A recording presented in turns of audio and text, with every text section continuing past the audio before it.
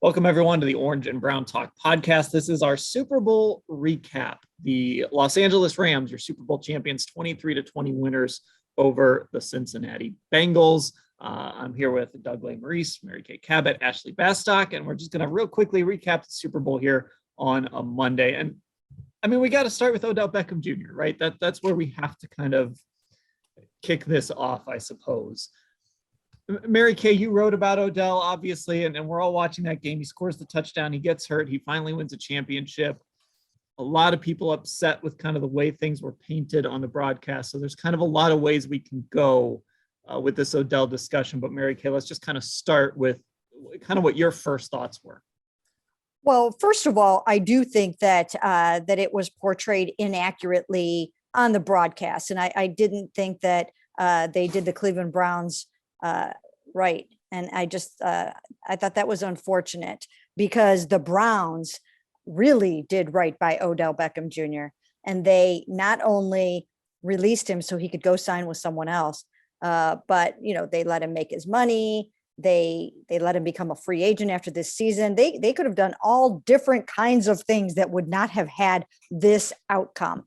But they showed that they are doing business in a certain kind of way and that they're going to treat star veterans right. And that's what they did with him. And that just was not reflected on the broadcast at all. And that was unfortunate. So I think that's number one.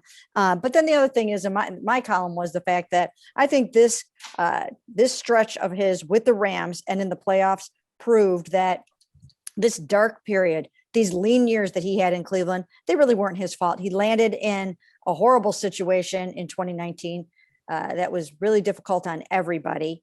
And then it just went from there. It just spiraled from there. He really didn't want to be here. He got traded here. He felt Dave Gettleman sent him here to die. And it was, you know, then you start having coaches get fired and general managers get fired and offensive coordinators switched up. I just think there were so many things that happened here that went against him. And then, of course, tearing the ACL on a play when, it was just a miscommunication between Baker and Odell, which really was the sign of the times. That was all there was between those two most of the time. So I don't fault him really for doing what he had to do. And I don't necessarily know that he even was clued into the whole entire plan, the exit plan. I think he was part of, I think that might've been sprung on him a bit, but anyways, I just think that this proves that all the things that happened in Cleveland while he was here, they weren't his fault. He's still a really good elite NFL receiver. And I think he really was a major reason why they were in the Super Bowl and won it. Ashley, I mean, one of your first weeks on the job, maybe it was your very first week, was the Odell second week. I mean, it was a wild week, and Odell talked about it for the first time last week. And I'll be honest. I mean, if he wants to sit here and say, well, he didn't expect the video to get posted, that's fine. But come on, Odell, you've got millions of Twitter followers and Instagram followers. You could be on ESPN in 5 minutes if you wanted to address something like this. So, maybe he didn't know the video was coming and this steamroll of people trying to get him out of Cleveland was coming, but he could have put an end to it if he wanted to.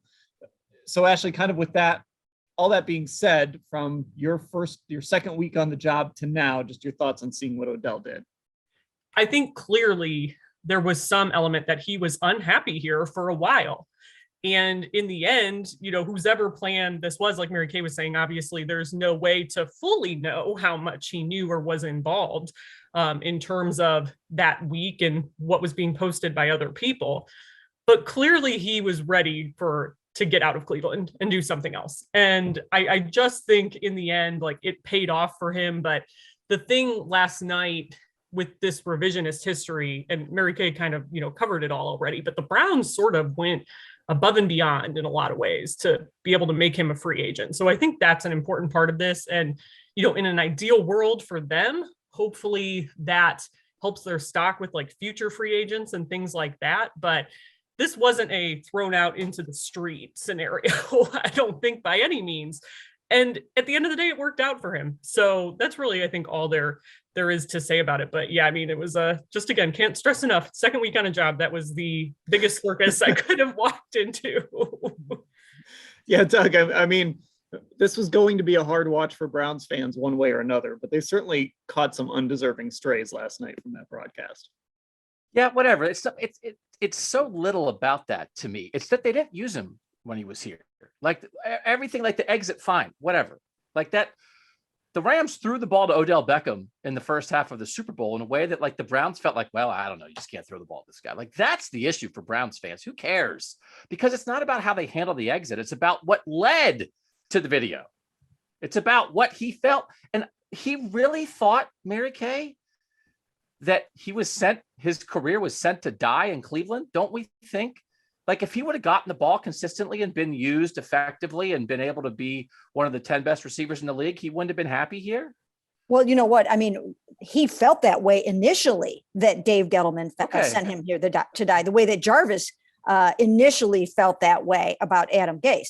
But absolutely 100%. Once you're here, if he had landed in a functional situation with a really good offense and a quarterback that was able to get him the ball and he had chemistry. I mean, if he came to the Cleveland Browns and Sean McVay and Matt Stafford were here, I don't think he would have had a problem with that at all. I think it really was, like you just said, Doug, it was the way he was used and wasn't used. And it was the way the ball came in or didn't come in. It was the targets that he didn't get.